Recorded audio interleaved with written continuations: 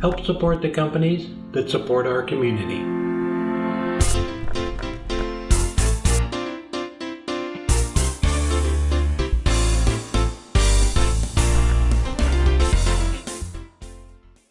On our last road trip, we went down to Salt Lake City and hung out with some friends, and Richard put on this awesome get-together at his house. He hosted the whole thing. I'm just kidding, Kevin.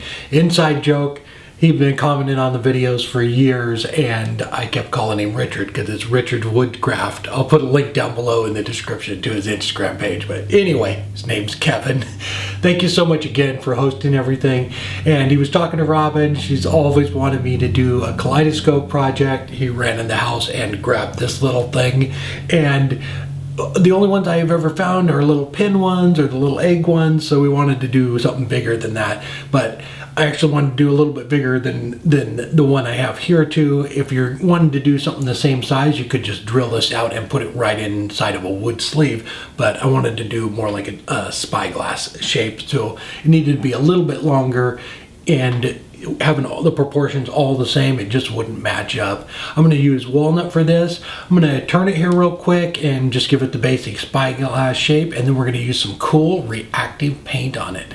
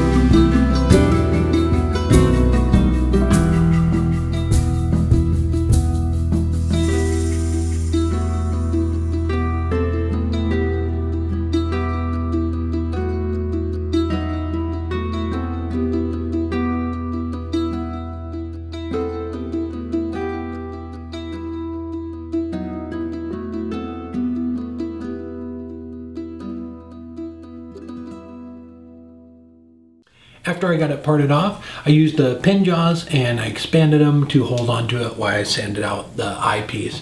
And this is just a dowel. I just cut a slit on it on the bandsaw so I could slide the sandpaper in, and it works really well for doing deeper stuff like this.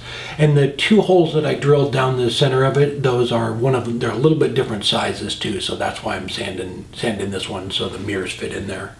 I went ahead and taped off the 3 sections of walnut in the middle of it, and that way it kind of looks like the end cap and the eyepiece cap are, you know, kind of old and corroded a little bit. I know they're supposed to be brass, but we got copper, so that's what we're going with. If you want to do, you know, a more realistic one, I would go with the brass look. So this reactive paint I'm going to use here in a minute is super cool. You can get brass, copper, or steel, and it will all give it that weathered look. And there are 3 steps to it. So you put on a primer, you put on 2 coats of primer, you put a coat on, let it set up for about a half an hour, and then put on another coat and then let that set up for 12 hours. And then once that dries, I let it dry overnight, and then you put on the copper color. And that's a little bit different. So you put on 2 coats of that too, but you put a coat on, let it set up for half an hour, and put this second coat on. And what you want to do is spray the reactive solution when the paint is still wet, when the second coat is still wet, and it has to be done when it's wet. It won't do anything if you let it fully dry. I'll have a link again. I'll have a link down below in the description where you can buy all the parts, and I actually found the kaleidoscope tubes on there too if you want to do this project. But it's pretty cool. The solution you spray on is, you can put as much on it or as little on as you want. You can even put it on with a sponge and it'll give you a different effect. I went ahead and sprayed it all down because I really wanted it to look weathered. It actually got a little too weathered, so I ended up sanding a little bit of it off when it was done, because it turned pretty much the whole thing green. Wherever the paint is, it will turn it green.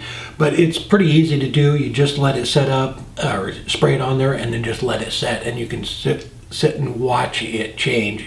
I let the camera here rolling is about an hour, so it does that in about an hour. And the longer you let it go, it'll go a little bit more. But it is, when you're all done, it has a powder on it, so it comes off on your hands, so you have to spray it with something. We did it on a yard piece out in the yard, and it hasn't started raining yet, so I went out and checked that, and it's still powdery, so we're going to clear coat that too. And I just used a satin finish on it, and it's just a regular, you know, rattle can satin enamel paint, or enamel spray. But it really gives a really cool effect. A couple of weeks ago, we got to go down and see Scott Hampton, and he did a demo on this. This is where I got the idea for it, and it's really cool. He just did a bowl, set it aside, started turning something else, and we all at the break went up there, and it had already turned green. It was just a neat effect, and he had actually put it on with the sponge, so it gives it a different effect to it. But super cool. I just pulled all the tape off, sprayed it with the satin.